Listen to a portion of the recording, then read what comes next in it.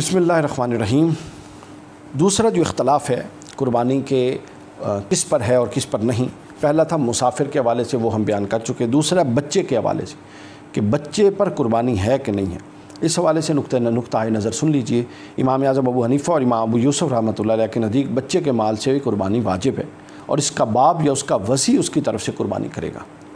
امام محمد کی اور امام ظفر رحمہ اللہ، ان کی رائے یہ ہے کہ ولی اپنے مال سے قربانی کرے گا، نہ کہ بچے کے مال سے۔ اور حنفیہ کی جو راجح رائے ہے وہ یہی ہے کہ چھوٹے بچے کی طرف سے قربانی واجب نہیں بلکہ مستحب ہے۔ امام صاحب کا اور امام یوسف کا قول تھا، لیکن ظاہر و روایات جو کتب احناف کی، ان میں جو راجح قول جس کا لیا جاتا ہے اور اس کو بیان کیا ہے، میں یہ بھی عرض کر دوں، اس قول کو جو بیان کیا ہے وہ امام محمد اور امام ظفر نے بیان کیا، اور فرماتے ہیں کہ جو احناف میں راجح اور مفتہ بہی قول ہے جس پر فتویٰ ہوگا وہ یہ کہ چھوٹے بچے کی طرف سے قربانی واجب نہیں مستحب ہے، اور باپ بچے کے مال سے قربانی نہیں کر سکتا، اسی لیے کہ یہ ایک محض عبادت ہے قربانی، اور عبادت میں اصل یہ ہے کہ دوسرے کی وجہ سے وہ واجب نہیں ہوتی۔ یہ احناف کا موقف آ گیا۔ اس کے بعد مالکیہ کے ہاں امام مالک رحمۃ اللہ علیہ فرماتے ہیں کہ بچے کے لیے قربانی سنت ہے، وہی درجہ جو بڑے کا تھا امام مالک کے ہاں فقہ مالکی میں وہی بچے کا ہے۔ اس کے بعد شوافع کے ہاں، شافعی کے امام شافعی علیہ رحمہ کے ہاں انہوں نے اشر الکبیر میں بیان کیا ہے، جلد 2 صفحہ 118،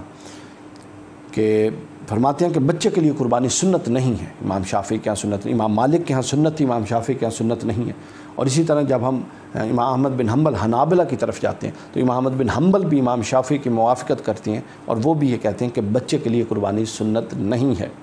خلاصہ کیا ہوا؟ خلاصہ یہ ہوا کہ بچے کی طرف سے اس کے ولی کے مال میں سے قربانی کرنا حنفیوں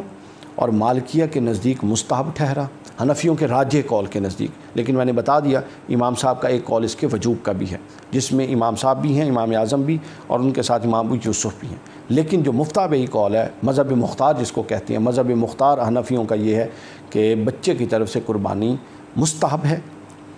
اور مالکیہ کے نزدیک بھی یہی ہے کہ بچے کے نزدیک قربانی مستحب ہے، جبکہ شافعی اور امام احمد بن حنبل کے نزدیک مستحب نہیں ہے۔